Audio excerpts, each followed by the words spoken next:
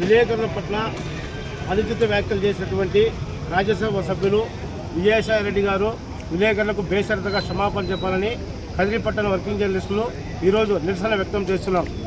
నిన్న గత 2 రోజుల క్రితం జరిగినటువంటి విజయసాయి రెడ్డి వ్యక్తిగత విషయాల్లో భాగంగా ప్రెస్ మీట్లో పాత్రికేయులను తన సొంత ఇంట్లో పాలేరులు కదా మాట్లాడినటువంటి విజయసాయి రెడ్డిపై ప్రభుత్వం వెంటనే చర్యలు తీసుకొని విలేకరులకు విజయసాయి రెడ్డి వెంటనే బేషరతుగా క్షమాపణ చెప్పకపోతే రాష్ట్ర వ్యాప్తంగా ఉద్యమాలు ఉధృతం చేస్తామని కదిరి పట్టణ వర్కింగ్ జర్నలిస్ట్ తరఫున తెలియజేస్తున్నాం.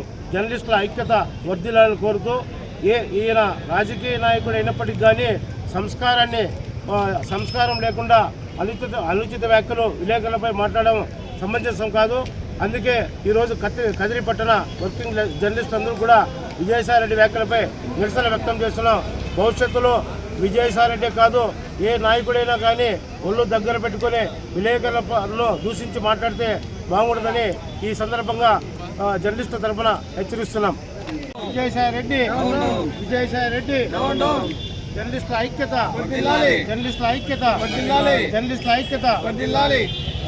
వీడియో ఇచ్చేస్తాం. మాట్లాడదాం.